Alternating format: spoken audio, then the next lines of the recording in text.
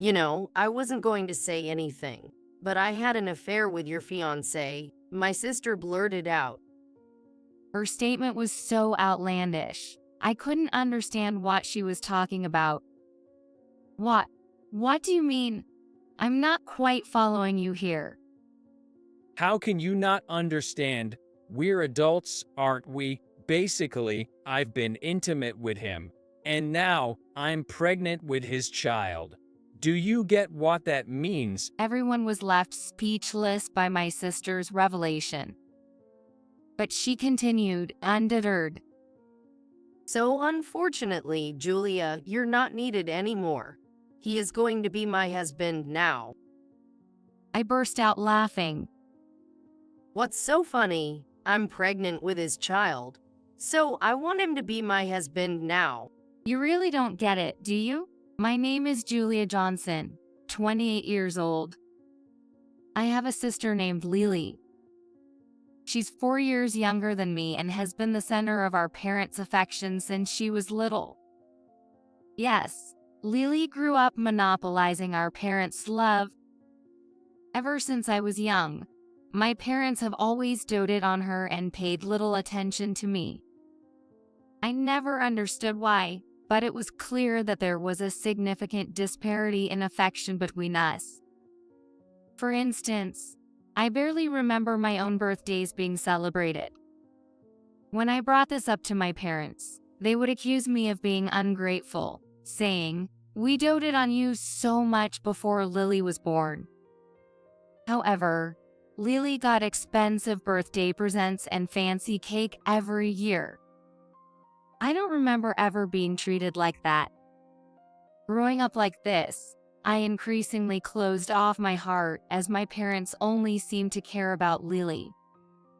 They would say things like, "We can never understand what you're thinking, and if you dislike us so much, just go live your own life." As a result, they didn't support my education beyond university. In contrast, Lily was fully supported through private college, but I had to start working immediately after high school because I had neither a diploma nor qualifications. This meant I couldn't find any decent job. Eventually, I ended up working as a cleaner in a hotel.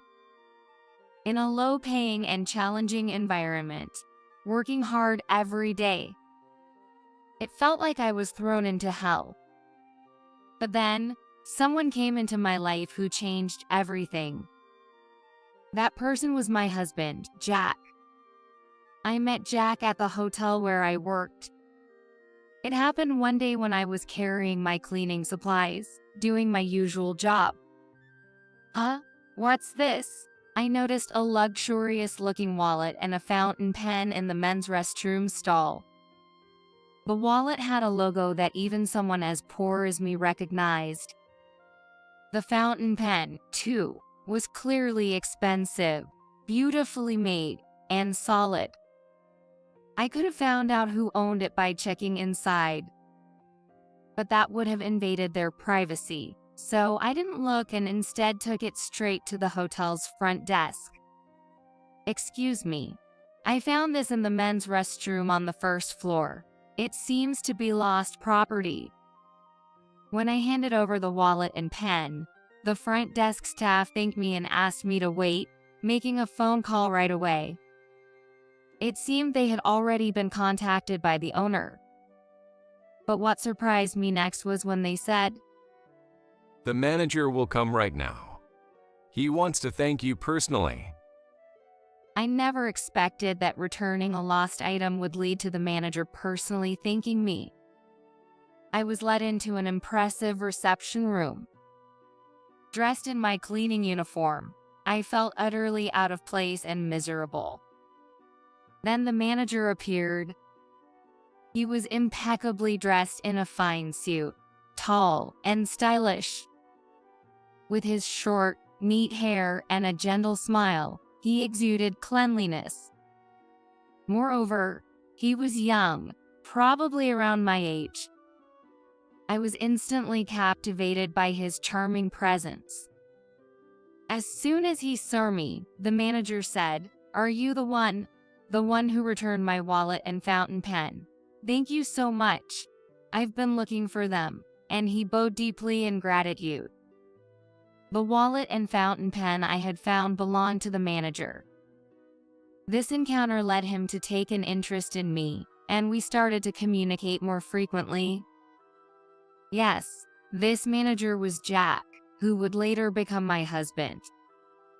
Jack was impressed that I had honestly returned the wallet and pen without stealing them. From then on, he would stop by while I was working to say, "Good job. Here, have this," offering drinks and snacks, and sometimes inviting me out for dinner after work. As we interacted, our relationship deepened, and 3 months later, he confessed his feelings to me, and we started dating. Jack, despite being the manager of a luxury hotel, never boasted about his title. He was kind, sincere, and honest. I was drawn to his character and started to think that I wanted to spend my life with him. However, my family was always on my mind. Would they bless our union? Given the past, I had little hope. Nevertheless, I had already told Jack about my upbringing and apologized, saying, "I might make you experience something unpleasant. I'm really sorry." But Jack responded earnestly, "What are you talking about? You've done nothing wrong. There's no need to apologize. I love you, and that will never change, no matter what happens." My days with Jack were genuinely joyful. During a hot summer, we went for a drive and ate shaved ice by the seaside. In autumn, we went camping, admiring the brightly colored trees on the mountains. Time flew by in these happy moments, and soon a year had passed in our relationship. Can I talk to you about something serious? Jack suddenly said one day. I had never seen him so solemn and was taken aback. Then, he presented a ring. "Will you marry me?" Overwhelmed with happiness, I cried and nodded vigorously without saying a word. After some time, I decided to introduce Jack to my parents. "Mom, Dad, there's someone I want you to meet. Someone I've committed to spend my future with." But at that moment, I made a significant mistake.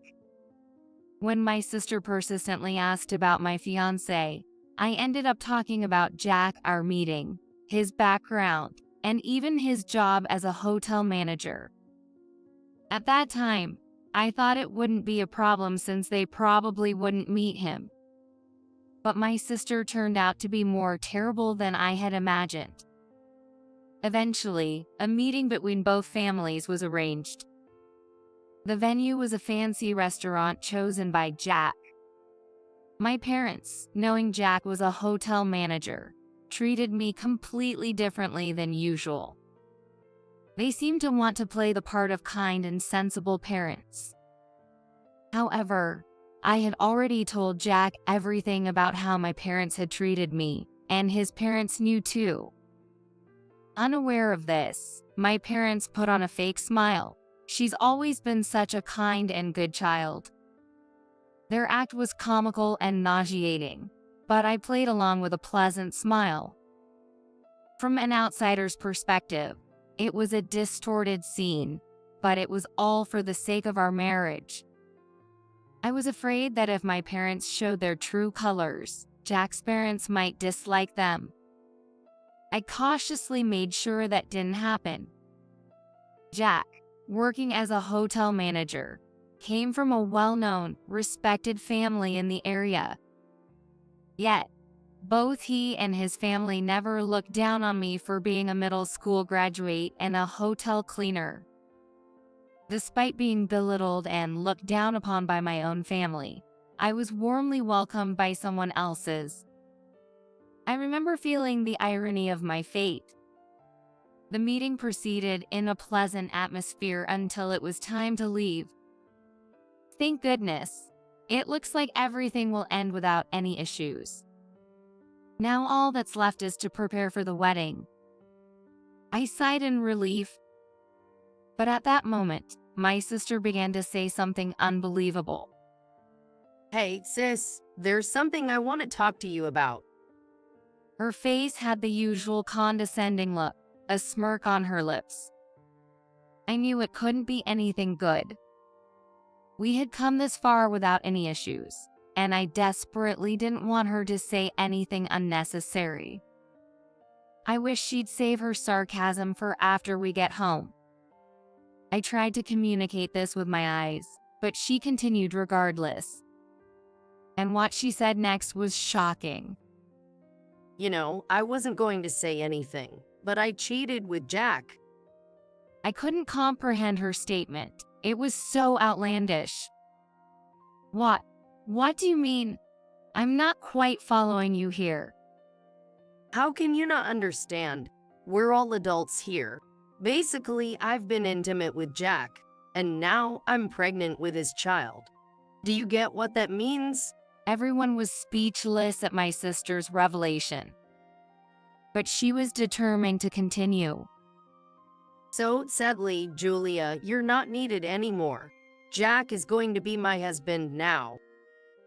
Then, my parents clapped their hands in joy. That's wonderful. If our younger daughter is better, of course, we welcome it. She's more charming and intelligent than her unsuccessful older sister. Jack and his parents seemed unable to hide their surprise at these words. However, Jack and I exchanged glances and chuckled. Hey, what's so funny? I couldn't believe her stupidity. I decided to reveal the truth about Jack. You know, you say you're pregnant with Jack's child, but he's physically unable to have children. That's a medically confirmed fact. Indeed, Jack was unable to have children due to a physical condition. Of course, I knew about this beforehand and had accepted it. We had even discussed adopting children after getting married. I intended to explain this properly myself later, but I never expected it would come out like this. As for my Lily's claim, I obviously have nothing to do with it, so please handle that on your end.